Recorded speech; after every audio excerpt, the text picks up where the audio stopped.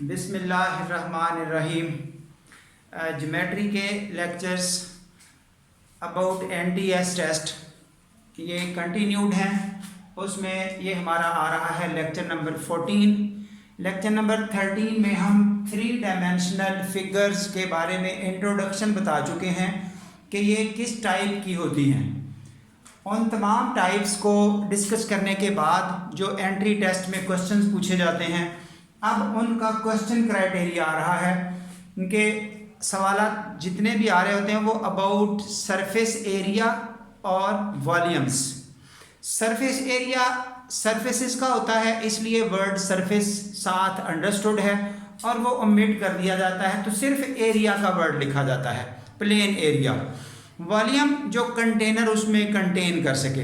तो हम इस सेटअप को 2 हिस्सों में डिस्ट्रीब्यूट कर रहे हैं। पहला लेक्चर इन 3D फिगर्स के एरियाज से रिलेट करता है, तो एरियाज के फार्मूले कैसे बने, उनका यूज़ कैसे आया, वो ज़रा अंडरस्टैंड करें। सबसे पहले ये टर्म आ रही है क्यूब। क्यूब ऐसी डायग्राम का नाम है जिसकी लेंथ, विड्थ और हाइट एक जैसी हो।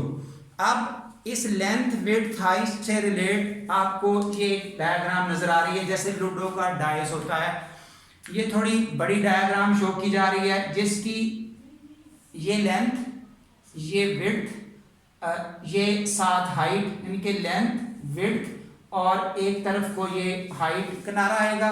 तो इन हर तरफ को जो स्टेटमेंट्स आ रही हैं उनको 4, 4 और 4, लेंथ, विड्थ और हाइट सब आपके पास एक जैसी होंगी। डायग्राम शो हो रही है। इसका एरिया का मीनिंग क्या है? जो इसकी सरफेसेस हैं, ये सरफेस, ये सरफेस, ये सरफेस, ये 6 सरफेसेस बनती हैं। जैसे लूडो का डाइस आपने देखा 1 से 6 तक उन पे काउंटिंग आती है। तो क्योंकि ये सरफेसेस एक जैसी हैं, इसलिए हम क्या करेंगे, area of this cube 6 times area of 1 face. हम एक फेस का एरिया कैलकुलेट कर लेंगे। जो एक फेस आपको नजर आ रही है वो किस तरह की है? ये एक स्क्वायर टाइप है जिसका एरिया होता है लेंथ मल्टीप्लाई बाय विड्थ। तो ये लेंथ मल्टीप्लाई बाय विड्थ 16, ये एक फेस का एरिया हो गया।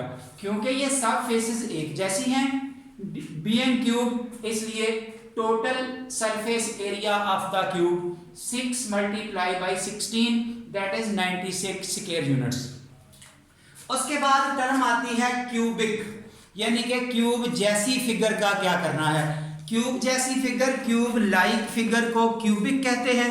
इसमें लेंथ, विड्थ और हाइट एक जैसी नहीं होती। जैसा कि ये बुक है, मोबाइल फोन है, अब आपके पास इसकी विड्थ, इसकी लेंथ, इसकी हाइट सब डिफरेंट नजर आ रही हैं।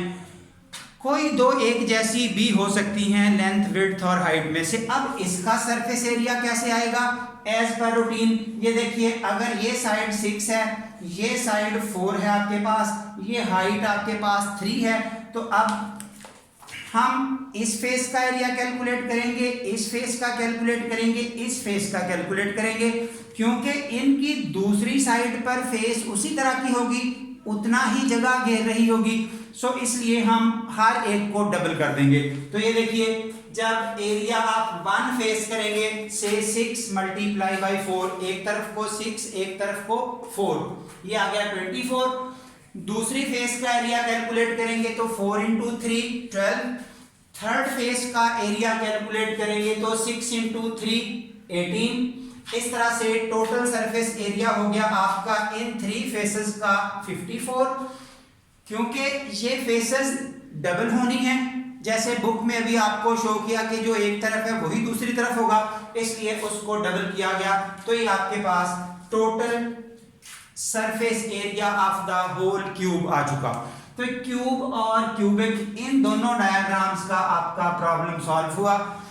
हाँ जी, अब उसके बाद जो कमिंग सेटअप है that is about pyramids. Pyramids हम इससे पिछले लेक्चर में 3D फिगर्स में डिस्कस कर चुके हैं, जिसमें ट्रायंगुलर पिरामिड्स जिसकी बेस ट्रायंगल हो, जैसा कि इस तरह का, यानी कि ये होगी इसकी बेस और ये इसके ऊपर एक कोना आता है और इन तीनों कोनों से उठा के लाइनें लगाई जाती हैं, तो ये जो डायग्राम बनेगी दैट इज ट्राइंगुलर पिरामिड, क्योंकि इसकी बेस ट्राइंगल है। अब इसका सरफेस एरिया कैसे आएगा? बेस ट्राइंगल है, इस बेस का एरिया 1 2 3 लेटरल सरफेसेस होती हैं, उनका एरिया, चारों एरियाज आप ऐड कर सकते हैं। जिस वक्त ट्राइंगल आपकी इक्विलेटरल हो, सेम हर तरफ को हो, फिर जाहिर है ऊपर भी ये इक्विलेटरल ट्राइंगल्स बनती हैं, तो हम ऐसा ही कर सकते हैं। ट्राइंगुलर पिरामिड में एक ट्राइंगल का एरिया बेस का निकालेंगे और फिर उसको 4 टाइम कर देंगे, क्योंकि इधर वाली सरफेसेस भी वही हैं। अब आपके पास अगर एक साइड ट्राइंगल की, ये देखिए, ये 4 ये 4 ये 4, अब इसका एरिया कैसे आएगा? जैसे 1/2 इंटू बेस इंटू हाइट हम फार्मूला लगाते हैं, 1/2 बेस इंटू हाइट, ये यहां से इसकी हाइट आएगी, यहां से इसकी हाइट आएगी, और उस हाइट का ये जैसे फार्मूला लगाते हैं कि जो 60 डिग्री का एंगल होता है उसके सामने वाली साइड जो हाइपोटेन्यूज होता है उसका हाफ होती है प्लस √3 टाइम्स होती है। ये हम ज्योमेट्री के बेसिक लेक्चर्स में डिस्कस कर चुके हैं, 3rd 4th लेक्चर में ये डिटेल कंप्लीट है, इसलिए वो बातें अंडर डिस्कशन नहीं है। तो इस वक्त इसका एरिया कैलकुलेट करने के लिए ये ट्राइंगल का एरिया प्लस ये अदर 3 हैं, तो आपके पास ये देखिए area of base triangle 1/2 4 into 2√3 मिलके ये हो चुका, और जब टोटल बनाएंगे तो ये 4 मल्टीपल हो गया, क्योंकि ये 4 ट्राइंगल्स हैं। इस तरह से ये रहा एरिया इसका। हाँ जी, उसके बाद नेक्स्ट आ रहा है स्क्वायर पिरामिड। ये देखिए बेस इसकी स्क्वायर हो गई, नाम इन पिरामिड्स का इस बेस की वजह से बनता है। नीचे बेस, इस स्क्वायर का एरिया प्लस 1 2 3 और 4 लेटरल फेसेस जो हमेशा ट्राइंगल्स होनी है। अब ये देखिए फार्मूला कैसे बना, area of square pyramid, area of square base, ये जो नीचे स्क्वायर है, नीचे स्क्वायर है, इस स्क्वायर का एरिया प्लस ये 4 ट्राइंगल्स। तो उसी तरतीब से अगर एक साइड को 4 रखा गया तो बेस का एरिया हो गया 4 × 4 16, ट्राइंगल का एरिया जैसे पीछे कैलकुलेट किया ये हो चुका, और अब ये टोटल करते हुए आपके पास आ चुका area of this square pyramid. उसके बाद ये एक पेंटागोनल पिरामिड दिखाया जा रहा है, यानी कि ये वाली फिगर पेंटागोनल पिरामिड। अब देखिए पेंटागोनल पिरामिड मींस जो बेस है वो पेंटागन है जिसकी 5 साइड्स हैं, और उस बेस को ऐसे रखा जाएगा। ये 5 ट्राइंगल्स आपको नजर आ रही हैं, 5 ट्राइंगल्स। इस तरह से हेक्सागोनल पिरामिड में 6 ट्राइंगल्स होंगी, नीचे बेस आपकी हेक्सागोन हो जाएगी। इस तरतीब से चलते जाएंगे, और यही तरतीब जब नीचे यहाँ सर्कल हो जाएगा जैसा कि ये डायग्राम है, तो वो सर्कुलर पिरामिड होता है जिसको हम कोन कहते हैं। तो अब ये देखिए इस बेस का एरिया फार्मूलाज के मुताबिक हम बनाएंगे पेंटागन का एरिया प्लस इन 5 ट्राइंगल्स का एरिया।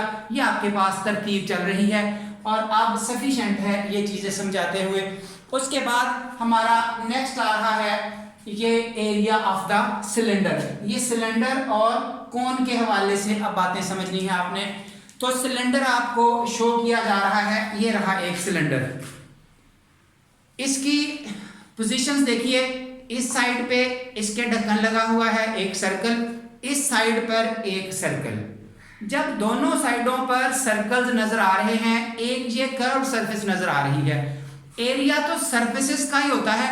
आपने इस सरफेस को नोट करना है, इस सरफेस को नोट करना है। तो ये देखिए अगर इस सर्कुलर सरफेस का रेडियस r हो, इधर भी वही पोजीशन होगी, तो इस सरफेस का एरिया कैसे आएगा?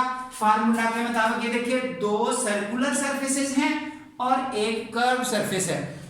जो सर्कुलर सरफेस है उसका फार्मूला सर्कल वाला πr², यानी कि सर्कल पर πr², तो आपको ये फार्मूला मिल गया। दूसरी तरफ वाला सर्कल उसका भी πr²। अब रह गई है ये स्टेटमेंट, ये है आपके पास ये वाली सरफेस, यानी कि जिसको हम कर्व सरफेस बोलते हैं। तो इसका एरिया कैसे कैलकुलेट हुआ? अभी नोटेबल पॉइंट देखिए, इसका एरिया कैलकुलेट करने का तरीका आपको बड़ी जल्दी समझ आ जाएगा। फार्मूले बहुत पहले हमने याद किए छोटी क्लासेस में और रटा लगा के फार्मूले चलते गए। अब इंशाल्लाह फार्मूला भूलेगा नहीं। उसके बाद इसके अदर क्वेश्चंस भी आपको अंडरस्टैंडिंग में आएंगे कि और क्या पूछा जाएगा।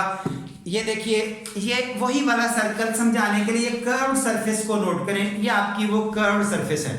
अब हमें कैसे पता चलेगा कि इसका सरफेस कितनी है? ये आपके सामने कर्व्ड सरफेस खत्म होने लगी है। हम यहाँ से इसको काट रहे हैं। इस तरह से जब काटा तो काट के सीधा कर लिया।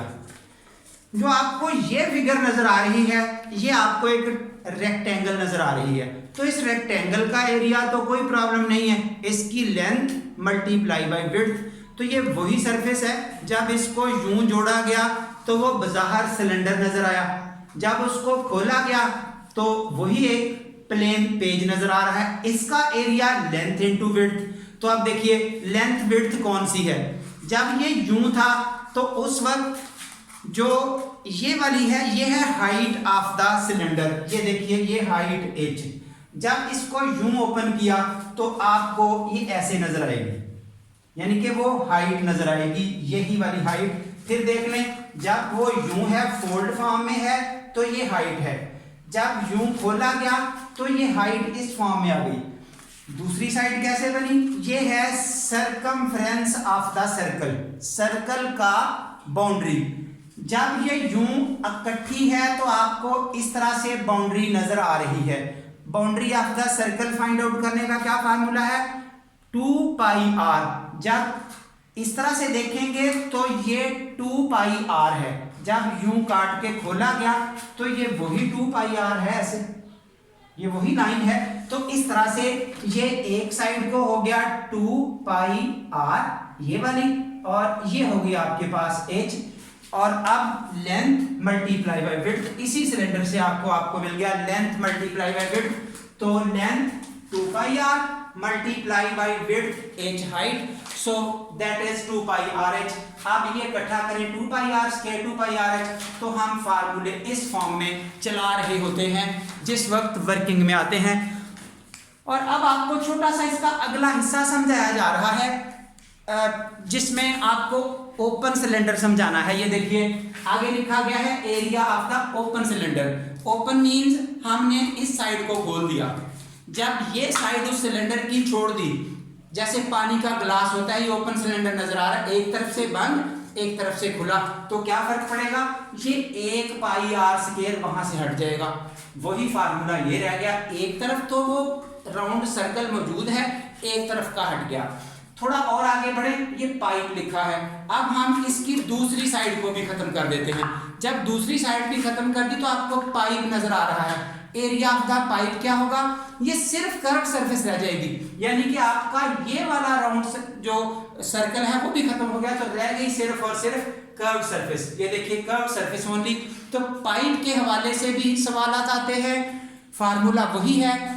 ओपन सिलेंडर के हवाले से भी क्वेश्चन आते हैं, फार्मूला आपने देख लिया, एक सर्कल हटेगा। जब टोटल सिलेंडर आएगा तो उसमें दोनों आएंगे। इस तरह से ये पाइप का एरिया आपने देख लिया। और अब आप इसी तरह से एक कोन को देख लें। कोन जिस तरह से आम स्टेटमेंट में चल रही होती है, तो कोन का ये होती है स्लैंट हाइट l, ये होती है परपेंडिकुलर हाइट h, और ये चलता है रेडियस। तो इसी हवाले से इसके भी कोन के भी एक तरफ सर्कल, ये ले सर्कल का एरिया पाई r स्क्वायर, जो आगे रह गई कर्व्ड सरफेस उसका हो गया पाई r l। ये भी इसी तरह से हम एक साइड से कोन को काटेंगे, उसको सीधा करेंगे, सीधा करके आपको लेंथ विड्थ नजर आएगी, जिससे आपको ये फार्मूला मिलेगा। तो इस तरह से जब हम पाई r स्क्वायर और पाई r l को इकट्ठा करेंगे, ये आपके पास फार्मूला बन जाएगा कंप्लीट कोन का, दिस प्लस दिस। और अगर ओपन कोन का क्वेश्चन आ जाए, ओपन कोन मींस ये सर्कल वहां से ढक्कन हटा दिया जाए, तो फिर सिर्फ ये कर्व सरफेस आ जाएगी पाई r l। ये जो l होता है स्लैंट हाइट है। इस l की जगह पर अगर फार्मूला हम थोड़ा चेंज करके लगाना चाहें तो ये देखिए इस पर पाइथागोरस लगेगा। l की कीमत कैसे आएगी? h square plus r square इसका रूट। तो ये आपके पास एल की कीमत जो इस एल की जगह पर हटा के यहाँ आ गई, इसलिए डिफरेंट जगह पे फार्मूला आपको ये भी नजर आएगा। और लास्ट रह गया स्फीयर, तो स्फीयर का सिर्फ एरिया होगा 4 पाई आर स्क्वायर। ये जब जैसे फुटबॉल है उसका जो बाहर वाला कवर है सिर्फ उसकी बात हो रही है, वो 4 सर्कल्स मिलके एक स्फीयर बनता है, इसलिए 4 pi r square. Thank you very much up to this.